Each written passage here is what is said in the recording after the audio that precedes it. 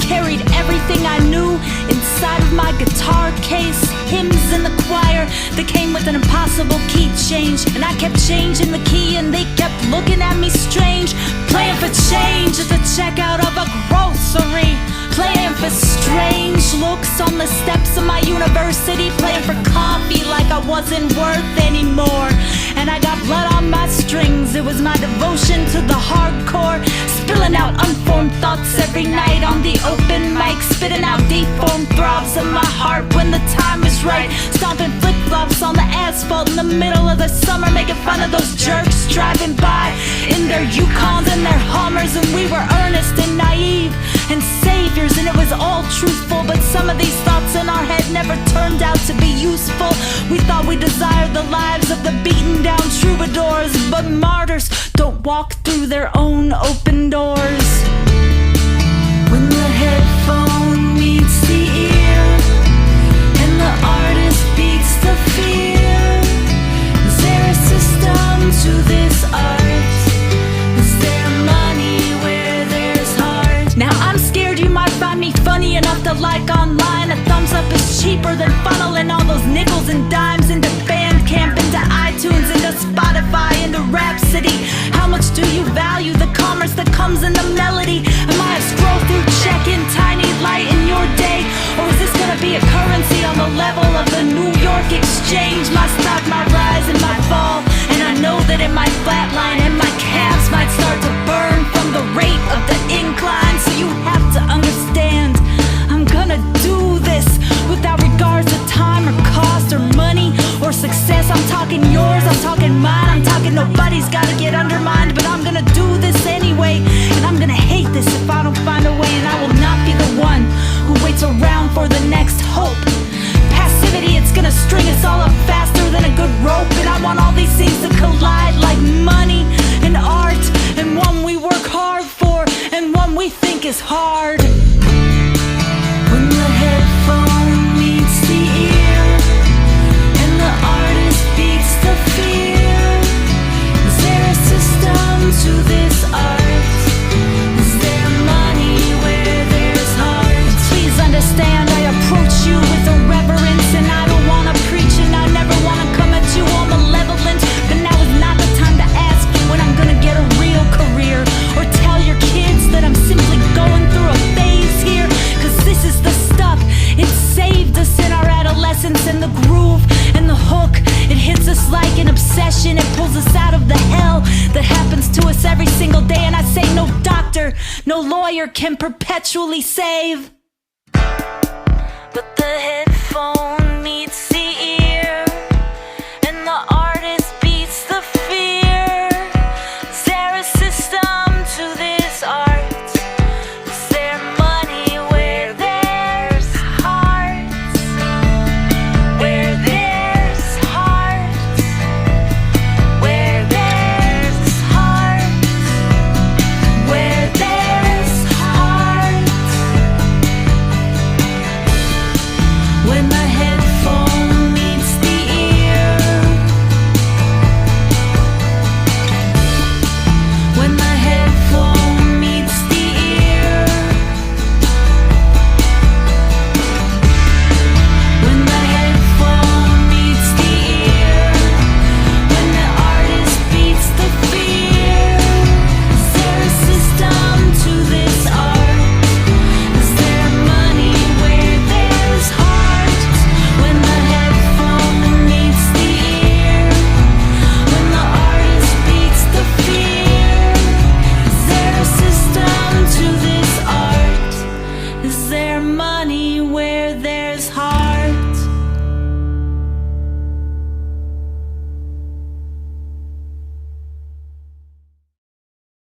I sure hope so. I sure hope there's money where there's heart. I mean, it's such a good song. Jana Pochop, everybody, today for 20 Question Tuesdays. Welcome to everybody who is online. Welcome to everybody who is watching on television on Austin Music TV, channel 16. We are 20 Question Tuesdays. We, the royal we. Jeff Plankenhorn. This week we have Jana Pochop. A couple of housekeeping things before we get started. For those who don't know, basically this started one Tuesday during the pandemic. I just flipped on my camera and I started taking questions. And thank you. I do like my shirt. I appreciate that comment right there, Joanna. It's very comfortable. It's very soft too. And I don't usually say that about any shirts except my own. This is a very soft shirt. Very soft. It could live in it. Keep it in mind. I turned on my camera once during the pandemic on a Tuesday, and I just started taking questions like a workshop because I'm keeping up the facade that I'm a professional musician. I have been for 20 years. And so I got all sorts of questions from musicians, non-musicians, writers, people who just love music. And it was so much fun. It was ridiculous. It was so cool. And it just made me so happy. So I started doing it every week. Soon after that, Sheila Steele from Austin Music TV said, would you like to put it on our cable channel? That sounded very cool to me. So I got this fancy app, and I'm able to stream to multiple places at once, as well as the television station. Also to AustinCityJams.com, which is Kirby Walker. Thank you so much for putting us on that platform as well. We take tips every week for myself and my guests. I don't push them very much, but basically I like to make sure that whoever comes on the show, gets a nice meal or some gas or something like that, especially during the pandemic. So I'm always really grateful for that. And I also have a couple of benefactors who like Harvey Simon and some people who have helped out for when we have slow weeks. So don't want you to overextend yourself either. Thank you for that. And a little bit of housekeeping. Also tonight I will have my regular show From Here to There in Texas Central Time. That's at 8 p.m. and I'll be singing my songs and playing music for you. My new Patreon songs just came out. There are a couple of soulful, crazy rock tunes I did with the ever impressive Mr. Dave Scher. So you can do that. And the new song Murder Crows. Thank you guys so very much for all playing it. I may put some more playlist information for that. Actually, I put the playlist that Jana's on in the comments for all of the streaming places. We can talk about that in a minute. Lastly, there'll be a Resentment show this weekend on Sunday, and I think I'm doing a happy hour concert, which are so awesome. And through Black Fret and through so many people, so many musicians have gotten a little bit of extra pay by doing these happy hour concerts online. It's really, really cool. The app I speak of is Restream. There are a number of apps, and Jessica, if you would like to message me, I'd be happy to tell you all about it. Thank you. More comments on my shirt. I will get lots of comments, I think. And I mean, you got to represent whoever it is that you love, and not just when they're on a show. All the time. All the time. It's like the coolest thing that we can do things like this. I like it, and it's super, super comfortable. Otta, welcome. Sorry to single you out. Every time I see somebody in there that I love and that I miss, I scream, ah! Otta, how are you and Eric and the kids? I'm super glad to see you there. Okay, so here we go. I'm going to go ahead and introduce her right now, everybody. Jana! What's happening? Hi, guys. She's here, and I can hear her. Almost every single week something goes wrong, so I'm going to do my quick apologies first. First of all, because of this, I almost always interrupt my guests. I'm going to blame it on the platform. It's probably just because I talk too much. But that's one thing. And then the other thing is, who knows? One time Ruthie Foster was on here and it froze on my end here on Vancouver Island. And I had to restart my computer and start everything over. I came back on and Ruthie was just singing a cappella. And I was like, yeah, I bet they're happy that I've went away. It's probably a good thing. You, I know, are doing well because I talk to you often. Mm-hmm. We hang out over the wires a lot. Well, and when I said that you were one of my most trusted confidants, and somebody that I really look to for advice on a lot of different things, musically and otherwise, I meant it. And not just because you're younger and smarter, but because you're younger and smarter and talented and all that stuff. So, I knew it would be a really, really fun one to have some questions on. And I got some questions really early. How do you feel about just jumping right in? I'm down. And thank you. Likewise. You're the jam. So it's a delight to be on the interview side of this because I love watching these. They are really, really fun. Unless the questions are hard, and then never mind. They're never hard. You know, the only time they're hard, one of the things that I love the most about this show is that it's the audience questions and not mine. And they ask things that I never, ever would. And it's so fun. I remember one time Kate Howard, I think, asked me and Bill Kirchin, I think it was Kate, she said, "What's your favorite song to listen to when you're sad?"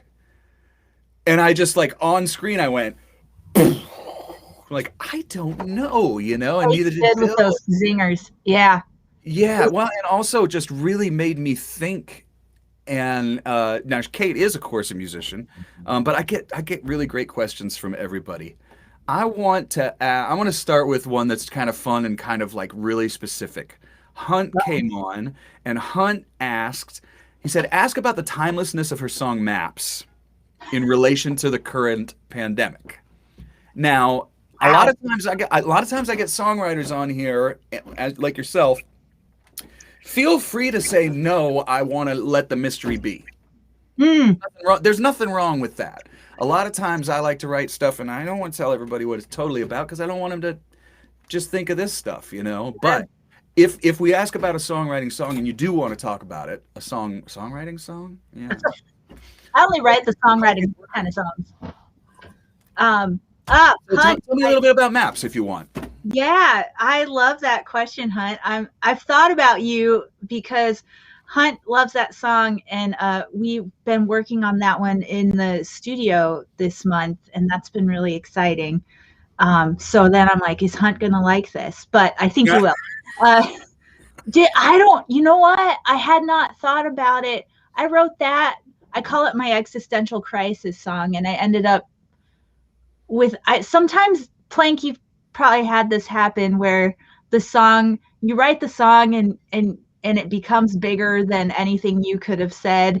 It's turned into kind of like my "Why Are We Here" song, and it doesn't answer anything, but it just addresses, like, sometimes you feel a little pointless floating around by yourself out there, and like I think I was trying to write my way back into like a point and a purpose.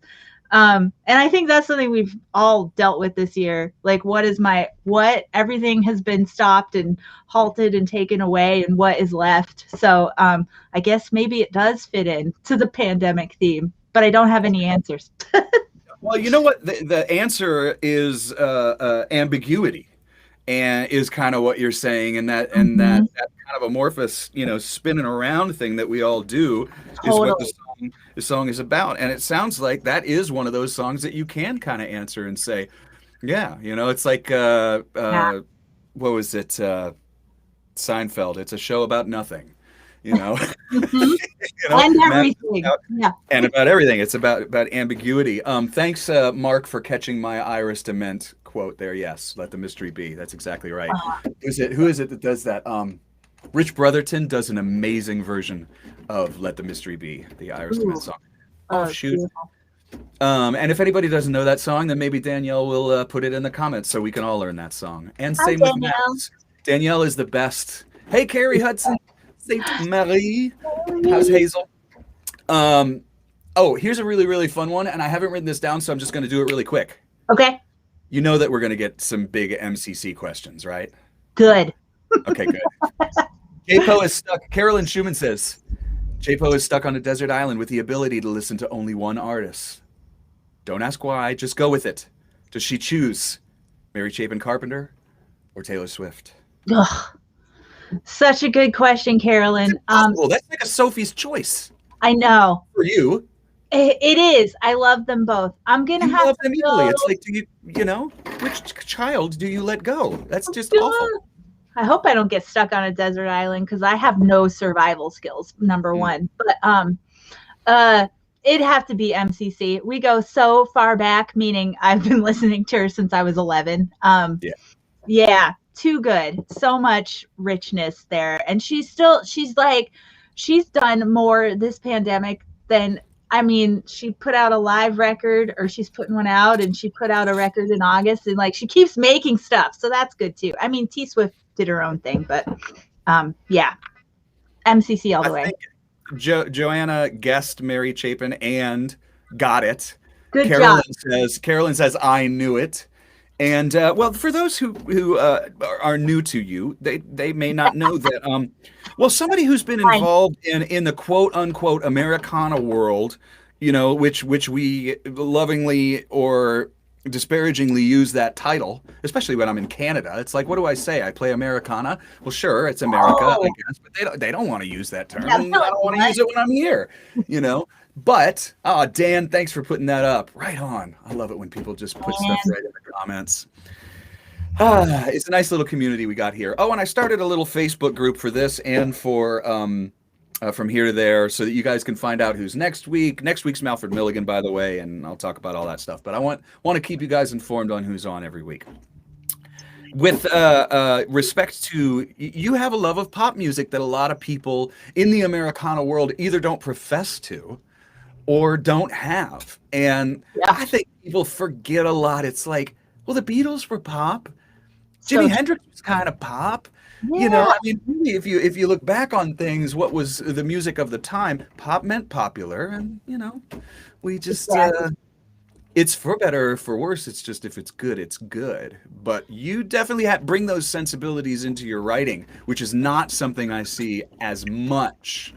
You know, whether it's with do you kind of feel that? Do you feel like that's part of something that comes in? That's actually my question, but that's okay. Oh, good question.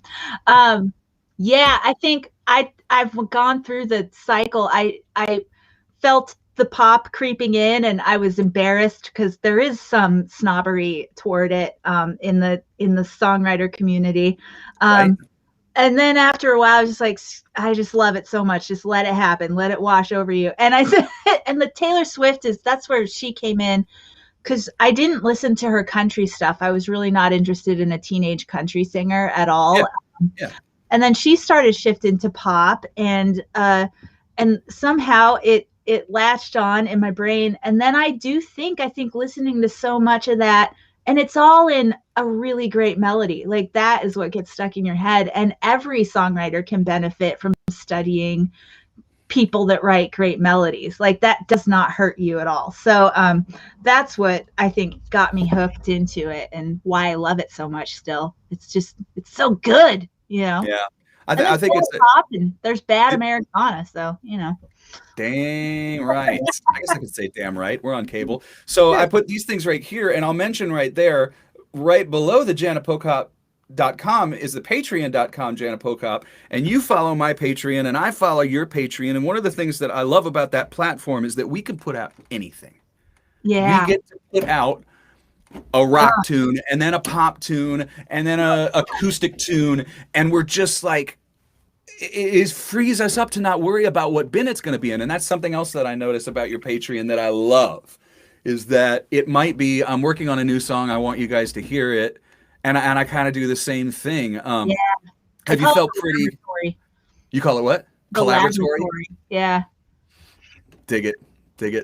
John Ebden asks, Jana, how about Erin Ivey's new release? Love you guys. Thanks, John. And we were I just got her email from Jana so I could try and get her on the show. But what do you think about her new record?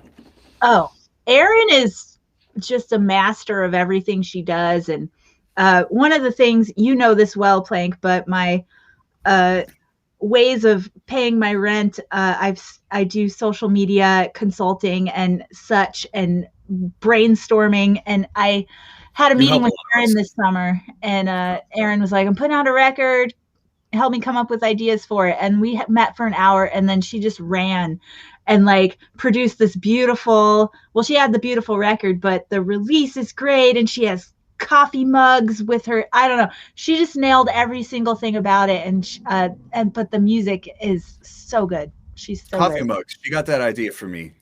Man, see the Plank mug. I use mine on the regular. Today it's Vice President Harris, but then I think we could do a little Kamala for you, and Kamala be happy. Be very, very happy to have that on. Here's some more questions before I keep going back to me. And everybody, please talk about Erin Ivey and that release. Adrian, my buddy Adrian, just listened to Erin's album. It's so good. She's my neighbor. That's a cool thing about Austin. Okay. My friend Susan from over at KPFT in Houston. Oh One of yeah. my favorite. God, I love that station so much. You're a social media maven. During the pandemic, many musicians are relying on social media as the only way to reach out to their fans. If you could offer one tip for having a better online presence, what Mm, would it be? that's a great question. And I love KPFT. I've hung out there with Susan Gibson quite a bit. So much. They're Um, righteous on so many fronts, from they are like the human epitome rights of, to civil rights to yeah, music. so good. Everything they do. Um, it's hard because it's like we lost a lot of our things we usually talk about. So we've all had to, you've done a great job, Plank, with just like creating new things like this. Reinventing myself. Exactly. But I think the answer is I did a social media workshop for Terry Hendricks's OYOU a couple weeks ago. And just what I screamed at to them, and I screamed at, I was like, this stuff is bad for you if you don't pay attention to like how it's affecting your mental health. So number one, don't feel like you need to do anything if it makes you like, if it's a drag and it sucks you in and you're doom scrolling and all that, just like distance if you need to, but then come back around to you and be like, what can I do that's authentic to me? I talk about Taylor Swift and people think it's funny, but then they think about me when they see Taylor Swift, which is an accidental brilliant marketing thing on my part. So but I love That's talking great about her. advice. I gotta say that's great advice. The first thing that you said, I'm sorry if I'm interrupting. I told you I would interrupt at least once, probably 5 times. What I love about that advice is the first thing you say is don't do it if it's gonna suck your soul, It's because all, it's gonna suck your soul if you're not careful, yeah, right? I mean, we've all yeah, seen The Social Dilemma and freaked out, and if you yeah, haven't, watch The Social Dilemma and freak out about surveillance capitalism and all those kind of things and how they try and get us addicted to our phones. Well, for us, this is how we're connecting with people. right. But I also really, really love the idea, uh, what is it? Coming up with something fun like your connection with T Swift equals J Po. Yes, Yeah, Noel Hampton. see, it works. And it wasn't cognizant. And if it ever feels forced, or if I move on, gasp from Taylor one day, I'll stop doing it. Like I won't. Taylor's too cool. Um, but yeah, like it's always promoting yourself is hard. So then it's like, how Really can you talk around it or make it that 80-20 rule where I post 80% just the birds outside my window and my walk and my favorite new pop song, and then 20% then I have a thing, did their thing, Oh my it's God, I wish I did that. What do you do? Okay, so here's a quick question, and this is for me as an honest question. If I have too many things going on and I really, really, really, really want to post them, it's kind of impossible for me to do 80-20. right. If I got two Yeah, shows in a day, I got a release, I got another show this weekend, I've got a Patreon thing coming out, there's a single, I'm promoting a playlist, maybe I'm doing too much. But for me no, to put in like a picture of me on a walk, right, I'm lucky if I have time to do that a couple of times a week. And it's funny because totally. those get the most likes. If I Isn't want that the most interesting? likes, if I want the most likes and I want to cultivate, it's going to be my dogs or my wife, Dogs are, because they're like, oh look, he's actually not a yeah, miserable musician. He's happy. It's so it's a strange. big home life, absolutely. Yeah, it's true though, because you Tough have to juggle. a lot of steady things going on all the time, so it is hard. So just maybe flip it and just make sure you give us that like inner plank life like once a week Yeah, or something, just so we know, check in. I like Plank's okay. hashtag inner plank life. Oh, we should I all like go there. Well, I don't know. It might be a terrifying place for some. Okay, back to questions. Here's some really great questions. This is kind of a quick one. I'm going to go ahead with my buddy Larry King, who's a fan of the show and here a lot. And I think pretty sure Larry follows both of us on Patreon as well. He He's got does. a couple of quick questions. First, red or green? Right now it's red. Okay. See, Red. there you go. I Okay. think he's talking about chili, which as a New Mexican, Yeah, I think tested so too. subject. He's talking about chilies. Yeah, And still red? still red.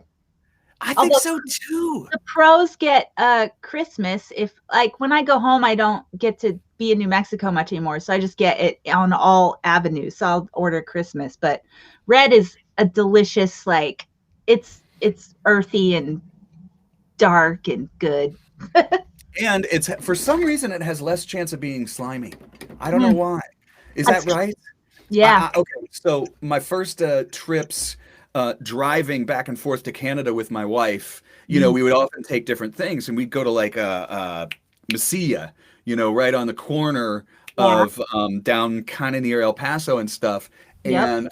and taking Dunning to La Posta and stuff, and explaining, okay, there's going to be a difference. This is not going to be Tex-Mex. Right. This is going to be different, and it's going to be equally good, but it's going to be different. Totally And different she's kind of like, food. and then she's like, "Why don't you like Cali-Mex?" And I'm like, "Because it's healthy. You don't eat this kind of food to be This healthy. is not. This is not what this is for. This is comfort food." Anyway, but it was a real joy. I remember the first time too that I told my wife from Canada. She said, "What's queso?" And then I told her, and then she goes, "It's cheese." Yes. And I was Yeah, like, in New Mexican food, we have cheese, but we don't really do queso. I mean, now you can get anything anywhere, but yeah. that's not an ingredient in New Mexico. It's fascinating. It's You're fond of the sopapilla, though. You're fond of the sopapilla. absolutely. And not When the the grandma comes out, and hands it to you at the end of the meal, and she gives you a little bit of honey with it. You're like, okay, they like it. Yeah. They like it. So, I mean, I'll eat whatever, but we don't put powdered sugar and stuff it with ice cream in New Mexico for the most part. I mean, it's just a thing with honey. Just, That's it. yeah. Yeah, Magic. I'm kind of in love with it. So that was a great question and not a short one. Who's taller, J-Po or MCC? That's it. Never been asked that before. I love that, right? That's what the show is all about. Questions you have not been asked. Think I'm a little taller. I'm positive I'm a little taller. Yeah. Is that right? Not much because I'm still like 5'4", but Okay. So you think you may be just a smidge taller than Mary Chapin Carpenter. Okay. Yeah. Larry King also asks, did you inherit your musical gift from someone?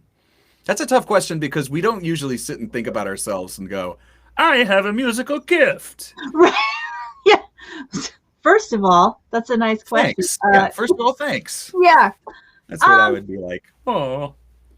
Like, you have some family or friends, or where did you kind of, what's your, Steve also asked, what is Jana's origin story? So, as a superhero. I know that I was like, I was hatched. Yeah. My parent, like my mom played, we had an organ in the house when what kind? was born. Like one of those big triple deck things. Yeah. Like drum machines? It was huge. And then we moved to New Mexico and didn't take that one, but we got a smaller organ that had the like presets on it. It was cool, but I never took lessons because I didn't think it was cool. And my mom played accordion, and I also made fun of her for that, and I regret that every day because I'm like, now that's the coolest thing ever. Please play accordion. What we thought was not cool then. Yeah, it's so dumb. I was a dumb kid. But no guitar players in my family. I think back to Mary Chapin, I saw her playing guitar on her own stuff on country music television, which was rare for women performers back in the 90s. And she played this blue Rickenbacker that is the coolest guitar I've ever seen. And I was like, yeah, I want to do that. So I was like, Mom, Dad, get me a guitar. And they were nice, and they did. And then you were hooked. Yeah, and I practiced all the time, which helped a lot. I just sat in my room and played for 10 years and didn't have a social life. I remember my mom would like bang on the door and she'd go, it sounds like someone's dying in there. And then she was really supportive. And then she'd be like, I know you know how to play something pretty. Just try. Just play something. Like, I want to hear some pretty stuff for a while because you're going to play for hours. She knew I was not going to come out of the room. Our parents, man. They had the patience of Job, right? So leads into another question. Okay. Craig, how many instruments and what's your favorite? Ooh. Okay, I only really claim guitar and electric guitar. That's something I've been working on in the pandemic. Playing bass right now. You got your bass out lately. Guitar. And I do, like, I've had a bass since I was a teenager, and I pulled that out and played along with my Patreon song. So I play bass a little bit. I played a little mandolin. Like anything with strings I can pick up and like handle it, but not like, oh, you're good. You know, I just love stringed instruments. I can't, I've tried, you ever tried playing shaker on your own thing? It's impossible. It's very difficult. If you don't do it, it's really hard. Give it to somebody who knows. Yeah, totally. Quick thing out there for everybody who plays bass. I got a new bass for up here because my guitarsenal is a lot smaller. That's a coined phrase, by the way. I copyrighted guitarsenal. Wow. So it's much smaller up here, and I didn't have things that I needed for recording. And I was doing a recording. I was like, okay, I can get a bass. So I got myself a bass. Every day since I got the bass that I come into the plank tank, I learn one bass line. And one day it's Talking Heads' Life During Wartime, and the next day it's You Met Your Match by Stevie Wonder, and then the next day, and it just reminds me, because it's a hell of a lot easier than learning a full song. Yeah. It only takes 10-15 minutes to learn a really solid bass line and then make yourself play it through a whole song, right? That's a great idea. Boom. Yes, copyright guitarsenal, thank you. Yep. And okay, so what about favorite thing? Instrument. It's a kalimba. It's a kalimba. I did get a cool, like, it's a based on a guitar pedal, but it's a guy that builds electronic kalimbas in the UK. That was one of my cool pandemic purchases. Anyway, I have a Martin OM 15 that I got when I used all my high school graduation money and bought it at Grandma's Music in Albuquerque, and it has been with me forever. And I've gone through other guitars, I have other ones, but like that one's the one for me. It's so weird how you find it and then never let it go. Yes. Try really hard not to let them go. It's a difficult thing. Sometimes you think, but I really, really need this sound, or I really need this. It's just like, I would rather starve than get rid of a guitar. And there are times in my life where I borderline did, or I'd live on like 10-cent chicken wings for a couple weeks. You know, Sure. that was college though. That was college. So I love that question, and it's a tough one to answer, especially when you got a bunch of axes. Yeah. You know? And you want to love them equally. You want to play them all the time. If it sits in the corner, it's not going to love you. Exactly. You know? So yeah. This is a really, really, really good question that Christopher Robeson just pulled in. And I think that you and I both would probably have a little bit of knowledge of this that might be useful for some of the musicians out there. EPs versus full albums with the current attention span problem of society. Do you sacrifice the art of a full length to make it more digestible? Man, great question. Isn't it? Curious about your answer. I'm at the point Want me to where go first? I'll go first if you want. Okay, I'll go first. I feel like make your own way. I have so many people who are telling me, don't do it, don't do it, don't do it. And then I do it and it works. I have people saying, do this, this, this, this, and this. And then I do what they say and it doesn't work. Yeah. I would say, listen to the art first. And there are ways to do both. We're in the middle of a campaign right now for me where I'm putting out a single, and then I'm waiting like 8 weeks and putting out a single, and then I'm waiting 8 weeks and I'm putting out another single. I have my first one out now, and then it becomes an EP. And I don't have $25,000 to go make a record and another 20 to promote it right now. But guess what? I want my people to have music. So one EP that I'm doing is coffee shop music. One EP I'm doing is jug band music. One EP I'm doing is straight up Sacred Steel, but rock. And what I'm finding is labels don't like it, and booking agents don't like it, and publicity people don't like it. But guess what? My fans like it. So my suggestion is, it's true that we are living in the world of the single. But guess what? Your fans might not be that way. And all you need, like the old saying says, is 1,000 true fans. You got 1,000 true fans and they pay you $100 a year, whether it's t-shirts or whatever, you got a great career. So I say the industry's going to tell you to do singles and keep them to EPs, especially because when you put out an album, your online presence with Spotify, basically, you get one song out of that. Whereas if you put out singles and then put out an EP, or put out singles and then put out an album, then you're going to get more bang for your buck with Right. promotion on specific songs. But that's just basically my take. All of that, and I'm just so over all I the learned it from you. industry rules. Like, you should like that. They already like crush the spirit of the artist so much anyway. It's just like, whatever you feel called to do it, because you can figure out a way to put it out. Like, and Yeah. I'm working on it's 8 songs, which lies between EP and full length, but it's 8 songs that I think go well together. And if I've thought about it, I'm like, I can't shove a 9th on here. That's going to mess it up. So it's an 8-song record, but I'm working at Congress House Studio with Dan Barrett's producing, and Mark Hallman he's a giant in I know. everything, like, and it's like truth. a spa day. It's like, they're just like, let's make sounds that immediately sound beautiful. It's like a spa day. Yes. I'm like, The It's studio's such like a spa day. privilege to work at a studio and have a producer, versus like, I made a single this summer just figuring out how to use Logic, which was fun in its own way, but way that was more awesome. making. But I'm proud of both, and I will keep doing it both ways as long as, can't afford a studio record every year, but when those things come along, do it, and then do singles, and then like compile your singles into an EP like you're doing. Like, do all of it, I say, because it's art and music, and then like the marketing is just this other world that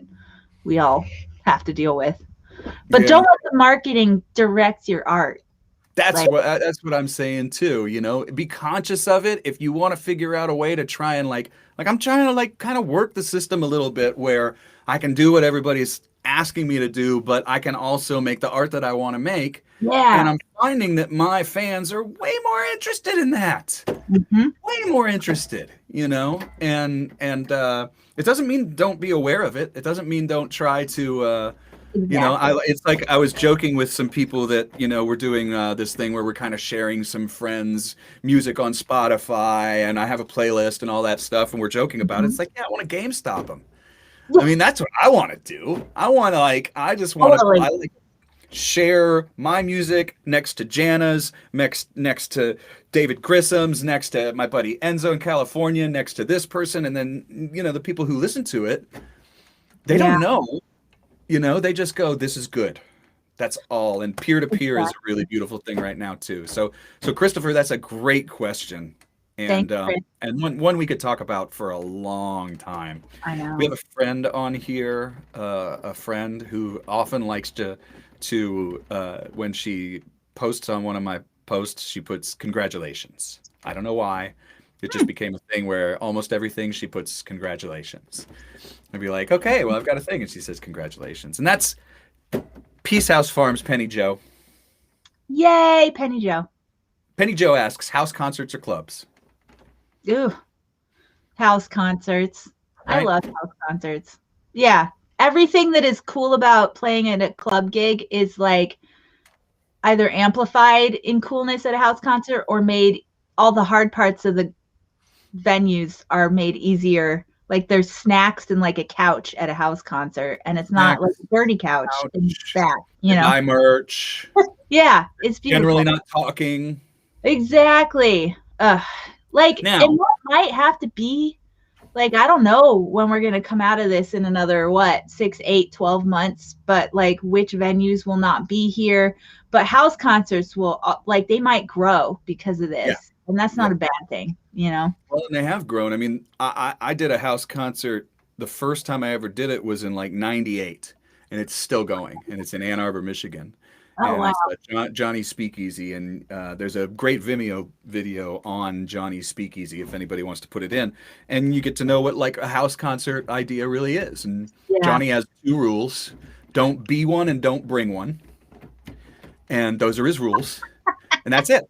Awesome. And 40 people can go, and his house was a speakeasy during Prohibition. You walk up, it looks like any normal house. You go downstairs, there's a little tiny club Wow.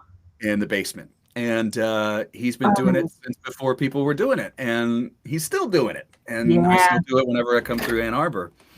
So there's a lot of beauty. I will say, on the flip, the beautiful, thing about playing a club. Ian McLagan had said to Scrappy, he was like, I've played stadiums and I've done this and I've done this. He's like, my favorite place is like a rock and roll club where people are dancing and they're talking and maybe they're listening and maybe they're this and they're smoking and they're drinking and they're doing this. And he's like, that's it. And I do have a lot of love for that. Most of the artists that we came up with, that have been in our little circle, we're really good at doing both. Like, Yeah. I love Joe Ely in a club because his commanding presence is like, he's just like Springsteen, Totally. But at the same time, if I go to, like a really, really small venue with him or even a house concert or private party, he's so engaging with the storytelling. Yeah, that's true. I mean, Totally different thing. I will not knock a club because I miss everything right now, and I just want someone to pour me a drink in a glass that I don't own, and hand it to me, and I will pay them money for it. Like I miss that. Yeah, I miss it too. And then it's we'll get back to it. Okay, we've got some funny questions and real questions kind of mixed into. Oh, I forgot one from Larry. That's a good one. Hey, let me do this real quick too, because it's about mid-show. We're almost a little past mid. Austin Music TV, again, thank you, Sheila Steele, for putting us on. And I'll be back tonight on Austin Music TV and all the things with my From Here to There. Austin City Jams as well, austincityjams.com. Thank you, Kirby Walker. And everybody who's here, you can always go back and watch these. And thanks for the tips for me and Jana. Larry King's last question there that we missed was, do you write every day or do you have a writing routine? Or are you like me, that changes all the time, and I wish I did? Yeah, totally. I journal every day, but that's not songwriting. But it's something. It's something.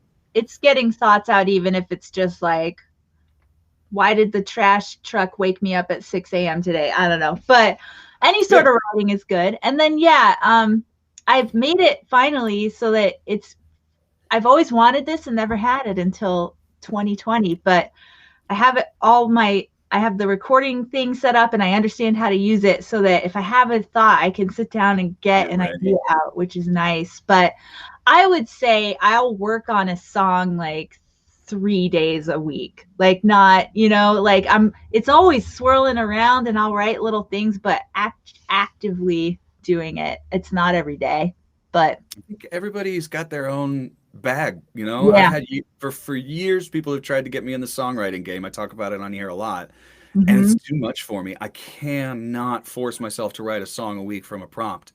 But I can really feel comfortable about putting one song out a month on Patreon. Yeah. And I end up writing more songs. I end up writing more than 4 if I'm not freaked out about it. I guess I'm just insecure about sharing them with the group.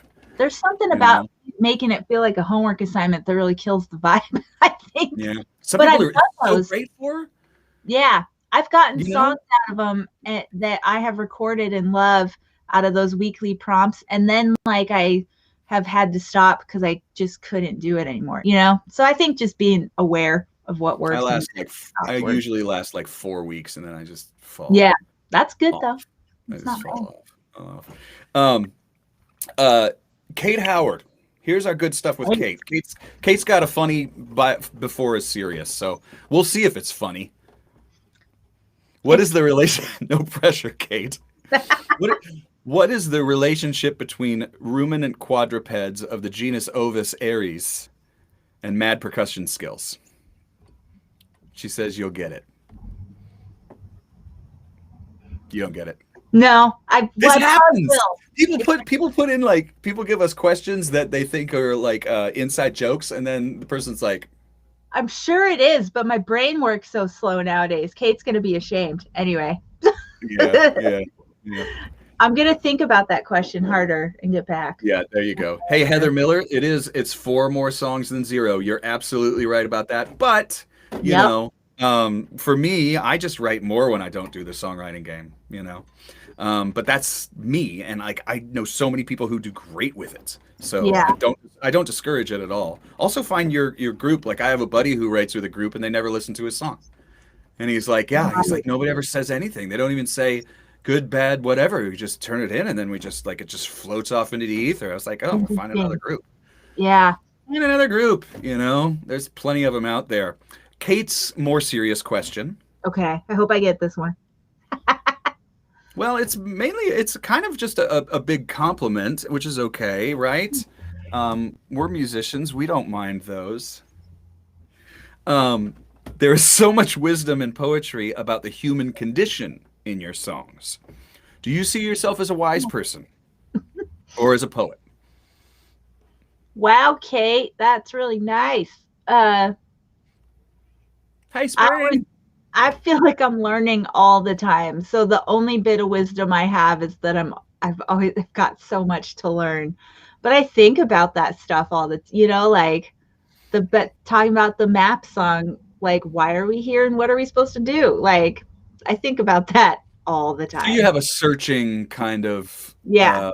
I'm looking for a path, I'm looking for my meaning in all this. I Yeah. mean, that's a poet person, and I think as an outsider, I remember a long time ago when we used to start calling Ray Wiley the Wiley Llama, Uh-huh. and a lot of people didn't get it. A lot of people didn't get it, and I was like, well, it's perfect. I mean, like Ray's the first person to say, "Don't follow me." You know what I mean? And he's like, Yeah. just like the Buddha. The Buddha goes, "Don't follow me. You're the Buddha." And you being a wise person, you say, "I'm always learning." Right. And so as Yeah. an outsider, I can say, you don't have to say you're wise. I can say, or you can say it about other people. It's a little easier, you know.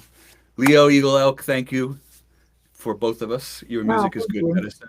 Nice to see you here, Leo. Shawnee. Ooh, Kilgore. see, there we go. Diane says, I need the accountability of a group/prompt. No discipline at all. Yeah. Sometimes that's what it takes. I found more discipline when I started going to the office. I walk to the office, I walk to the plank tank, I get here and I'm like, it's Totally. time to work. Give me this thing. I want it. And I'm like, I gotta write this and I gotta write this. So whatever works for you. I highly recommend trying them if you dig it. Okay, some more questions, fun stuff. Dan, our friend Dan, Jason, who, of course, I've mentioned on here before. And Dan, feel free to put this in the comments. I like it when you do. Dan YouTube is a huge collection of live performances from Austin. And if we're missing the Yeah. live shows right now, Dan would bring his Yeah. little recorder, his little video recorder, and he would. I mean, I can't tell you how many different, not just shows I saw him at, but venues and different types of music. So feel free to put that link in there, Dan, if you like. And Dan's question I like. I'm curious about Jana's family histories. Do you have any knowledge of how or when they came to the U.S.? Are you the Swiss Pocop or the GmbH Pocop? Which I think he meant was like the soft drink or there's like a here Oh, I didn't know that. it's something I'll like that, Google right? I gotta go all the way up to this one. Dan, that was a while ago, that. but I know you're on YouTube, so I know I can find it. I don't know. Or Dan, if you're still here, just reply it again because I might have gotten it wrong. Oh, there it is. Yes, um, GmbH Beverage Service, POCOP. Fascinating. Guess Well, you can't what have I to do a 23andMe. yeah, totally. My mom did one, so but that is not the Pogop side. We are Czech and German. Both sides of my family, my mom's too, are Czech and German. I'm a legit Bohemian, like from Bohemia, instead of That's all the people awesome. just say they're Bohemian. No, are you from the Bohemia region of the Czech Republic. Anyway, and they got over here. I should know exact years, but they came over. And both sides of the family ended up in the middle of the country in like South Dakota, Nebraska, and were farmers. And that is where a lot of my family is still. But Is that right? yeah, my parents met. They both grew up in South Dakota and had the farm life. My mom has some cool. I mean, both of them do, but like there were 8 kids in her family, and they had a 2-room house, and yeah, hold not any indoor plumbing for till like the 50s, I think. It was just, and she was like, we didn't know any better that we needed it, So Yeah.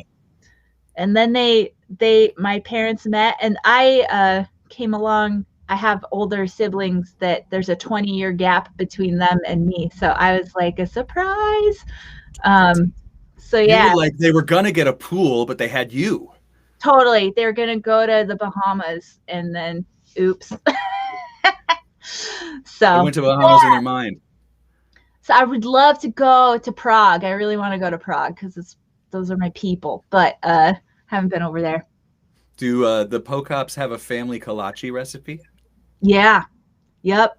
It's from my grandma Pochop, and she taught my mom how to make it. And my brother makes really good kolaches. I have never learned, but it's an art form, and you got to proof the dough, and poppy seed is the way, and all these things. Tell me what proof the dough means. Is it sort of like blending in the cheese? Remember that? Remember that? Blend the cheese. You have to blend. What was it? It was from Schitt's Creek. Oh, You have yeah. to blend the cheese. And he Blend was the like, "What's cheese. blending? I don't know." I Um, believe it's just like that. I think it's letting it rise, and that like there's more oh, work to poof. that. It's not poof or proof. Proof. I think Oh, mom's here. My mom is here. She can answer the kolache recipe question. okay. I don't. Oh, she says our bonus baby. She's nicer. I'm like surprise, and she's like, "You're a bonus." Okay, wait. There was another question that came in here just really, really quick that I like. Oh, it's another one from Christopher, and I like this one too. What's your what's your favorite song that you both co-wrote together? Ooh, I'm a fan of a lot of the songs that you and I wrote together. Now, one of them's not out. Yeah, My favorite might be the first one that we did, which is AOC. yeah. I just love how that one happened because you were standing in line at the airport, and we Yeah. started writing it. And Yeah. I was And I like, was like, no, let's just do it now. I was like, there's no reason we can't write this while I'm, right here. And I remember like what we wanted to do is like write a song about AOC. mm-hmm. And then I was like, my gut instinct would be, oh, it's folding the cheese. Thank you, Ben. Fold in the cheese. Anyway, so you and I were talking about writing a song. We wanted to write a song about AOC because we were both so inspired by her. No matter what your politics here, everybody, Jana and I were and are, and still are. And I was like, it can't be like a ballad. It's got to be like punk rock. And you were like, what do you mean? And like I remember singing to you over the phone and going, and you, without even thinking, sent me back. You sent me back like a little guitar thing, and you went like this. Yeah.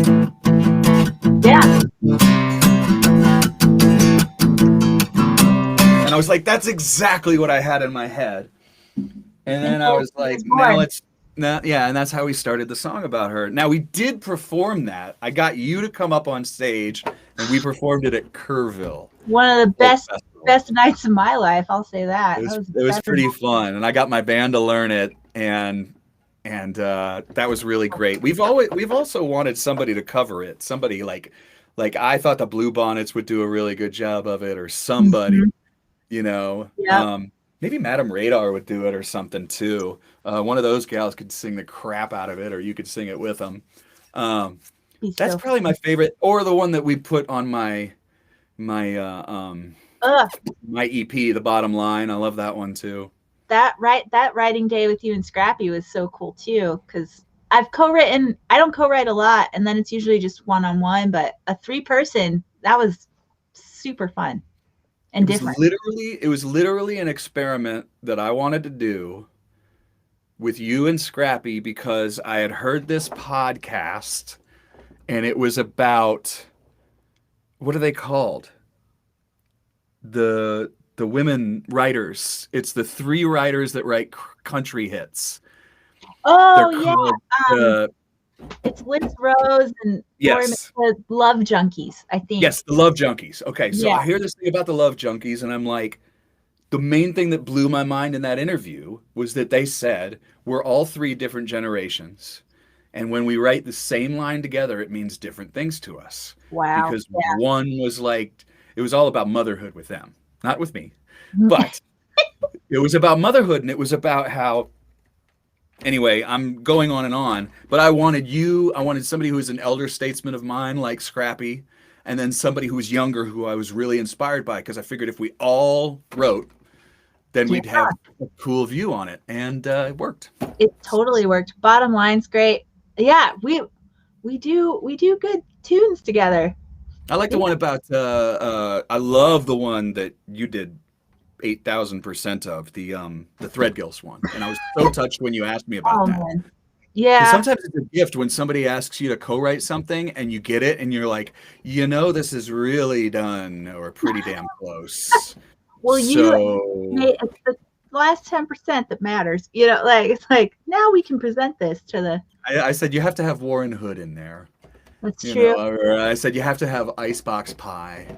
I gave you some of those things. A song about Threadgills. I spent a lot of time there the last year just because of the residency, but that you have played there. I was like, I gotta get like a lifer in that's been in Threadgills in all the configurations and make sure we get all the points. R.I.P. Threadgills. Now, with other people that you do co-write, because you say you don't do it very much, I've been lucky to do more than a handful of songs with you, and it was always just because of like a whim of like, oh, this would be cool. Maybe I reached out to you, maybe you reached out to me. Totally. Now you spend a lot of time as a musical cohort and friend. That's our favorite word, cohort. With Shawnee Kilgore. But Shawnee does a heck of a lot of writing by herself. She's a very prolific gal. She's prolific. To the extreme, right? All the time. To the max. It's inspiring to be around. Yeah. A lot of co-writing with her, or is it more, who else do you co-write with? Shawnee and I have several together.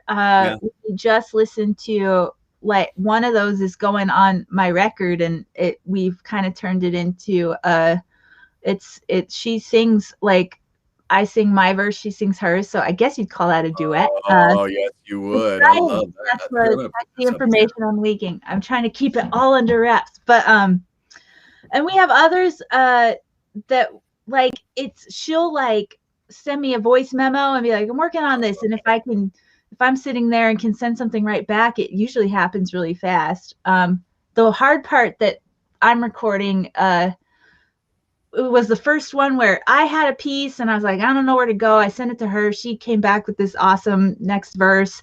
And then we needed a third verse. So we actually, for God's sake, met in the same room and actually pulled it out of our brains together, which is weird nowadays. Like usually it's just voice memos back and forth until you're good. But that one was really cool because it was each of us separately. And then the third verse was like in the same room. It was neat.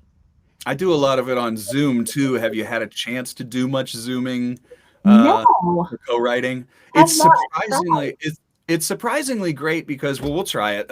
It's surprisingly great because like you put up a Google Doc or something, and you'll have like your friend over in the screen here, and like like in the last week I did like one with Johnny Gowdy and one with Guy Forsyth and a couple others. I'm just always trying to do it because it's just super fun for me. Totally.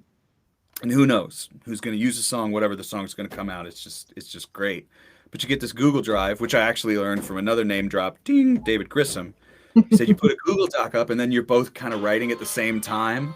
Yeah. And so you're writing at the same time. So one picks up a guitar, the other one's kind of being the scribe. And then one starts playing the piano a little bit, and then the other one's writing another line. And it's almost like you're in the same room again. That's awesome. It's pretty close. The Sound of Cabbage Alley which is the alarm that I use to say that we're getting close to the end of the show. So, a couple of thank yous, real quick. We'll say, and this we will stay online for a few minutes to make sure we get through all of the questions. So stay with us. But Austin Music TV, thank you so much. Thank you, Sheila Steele. And we'll just let it go off during the middle of our conversation, and we won't worry about it. If you need to come over, we're on all of the socials on my pages and on Jana's page. Mine being Jeff Plankenhorn. Where's that name? Right there, down there. And also thanks everybody again for the tips. We know it's a tough time. Your $5 or your $10 goes a long way, or your buck, to helping my guests, be able to order a meal or have some gas money or something during this tough time. But it's great to be able to provide this fun little show for free. And I'm super grateful to be able to do it. My question to you is the question that I ask of all my guests, that I get to ask. What's your guilty pleasure music? I knew you were going to ask that, and that's a hard question because I don't think I can just say pop music or Taylor Swift. We're beyond that. So no, way beyond that. It's got to be more like you have to go deep. Everybody knows that I was strangely born a Fanilow. Yeah. See? I have no choice. My mom used to play it. As much as she played Stevie Wonder, she played Barry Manilow. As much as she played classical music, she played Barry Manilow. I'm stuck. I get a warm, fuzzy feeling. Can't smile without you. Ready to take a chance again. Copacabana, I hear that thing about little dress cut down to there, and I just smile, and I'm stuck with it. Some people, it's like someone said the Spice Girls. I can't remember who it was. And they're a big fan of the Spice Girls. I was like, that's what I'm talking about. Yeah. I feel like that wouldn't surprise it. Spice Girls had some good stuff. Their movie is ridiculous. Spice World. They're parodying themselves, and it's meta brilliant. Yeah. I've been listening. Like, I don't know anything about it, so I think this qualifies like Mexican and Spanish pop, like stuff not. Oh yeah. And they have so many cool different rhythmic things, and you can do a whole other thing with that beautiful language that, like, I've been listening to Rosalia and Natalia Lafourcade. I don't know how to say her name either, but there's such good stuff that Americans don't even register for the most part. I think Rosalia is breaking through in American pop, but anyway, yeah, that's my jam lately. Yeah. I'm going to have to hip you to some stuff that, you remember the show Broad City? Yeah, totally. Yeah, Broad City had this insane soundtrack that my wife and I would be just like, we would just be constantly on Shazam. And we found some very, very, very hip female Spanish rap. Yes, please. That's awesome. So good. And one of the names is escaping me, but I'll put it in here later when I get it from my wife. And she got me into Jane too, that I think I told you about. Jain. Oh, yeah, totally. So good. Different thing altogether, but yeah, it's tough because some of us just aren't that guilty about our guilty pleasures. Exactly. I've gotten over that phase. Wait, I need to make sure. Wait, where are we? All right, we're going to be off the air in 20 seconds. So thank you, Austin Music TV. We're going to stay online for a few minutes. Thank you, Austin Music TV. We appreciate it. Jana Pochop, everybody. Jana Pochop. And you're going to find information about her. Bye. 2, 1. Okay, so now we are just online with our friends. Phew. It's over now. No. So thanks again to Sheila Steele and Austin Music TV. Thanks to Austin City Jams with Kirby Walker. That's austincityjams.com. Let's go ahead and put a couple of things in there that I want everybody to do. Now that we're offline, we can do what we call the call to action. And the call to action is this. My Patreon page is like the most fun thing that I'm doing right now. And I want everybody to go to Jana's Patreon page right there. Even if you don't sign up, just go and check it out.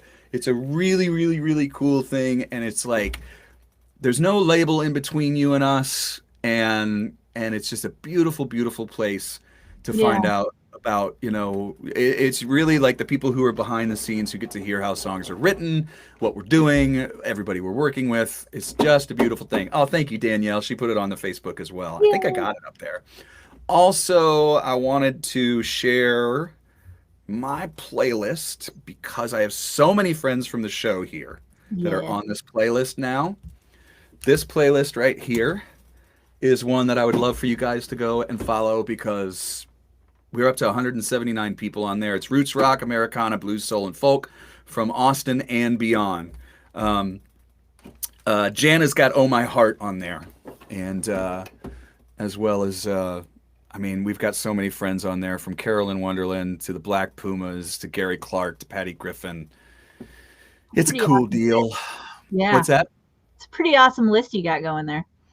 I don't know. It's kind of cool. Just like the one thing that I do like about it is being able to hip so many people to hip stuff and putting this friend next to this friend next to this contemporary next to this person that I really love. Yeah. That part of it, the community part of it, I like. And, I also feel like if I can get a whole bunch of streams for some friends and get people involved in their music, then that feels pretty good too.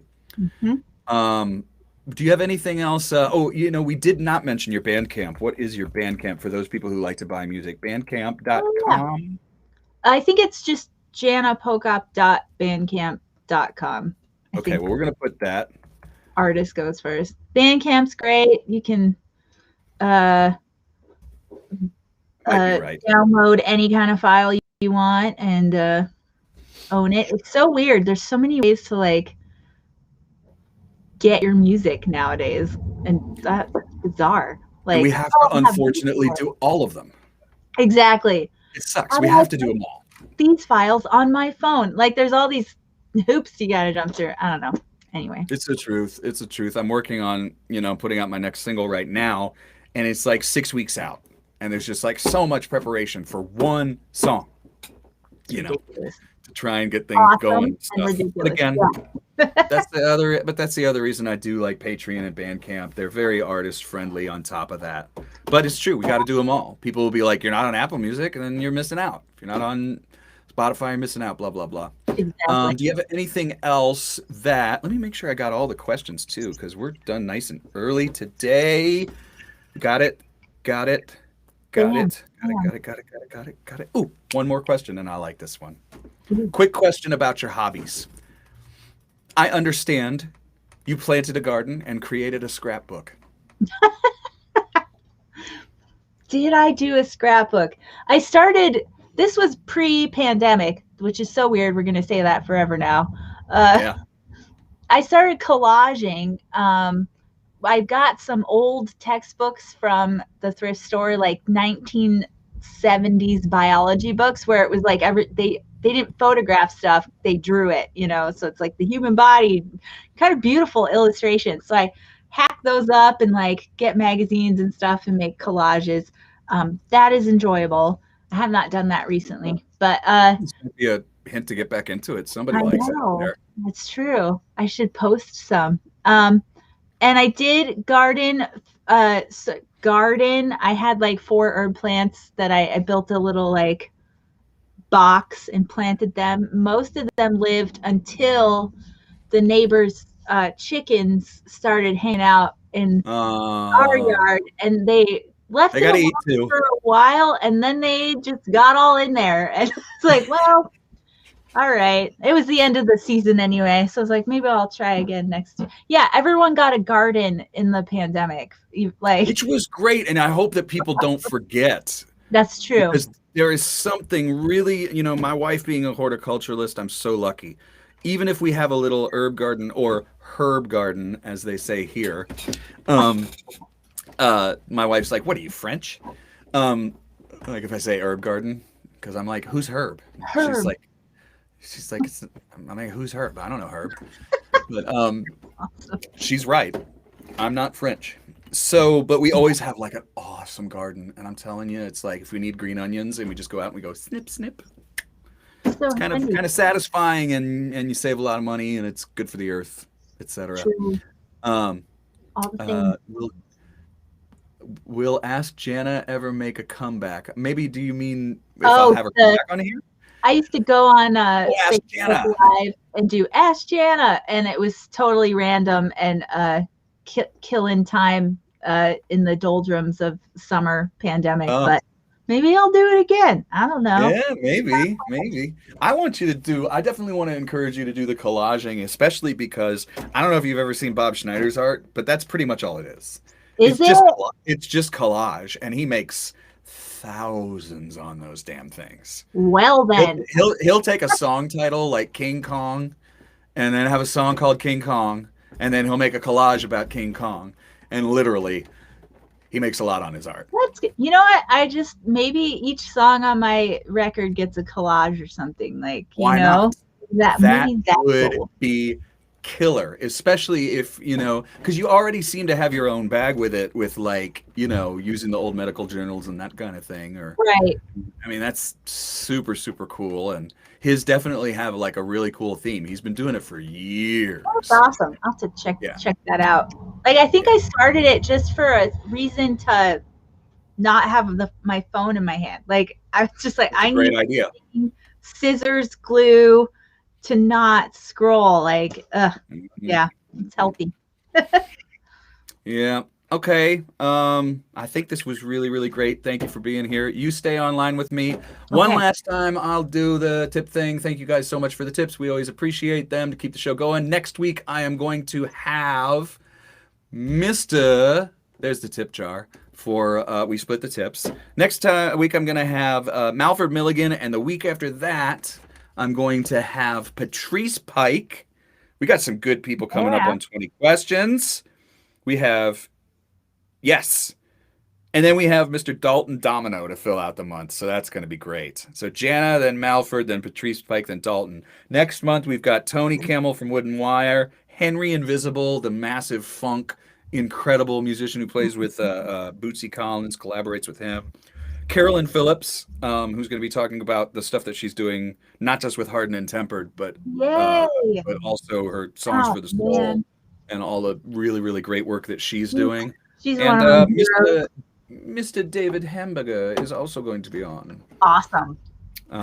So yeah, great month. And join the Facebook group for this. And from here to there, I'll see you guys all tonight.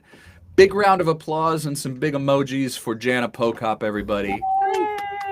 Thanks, Plank. That was fun.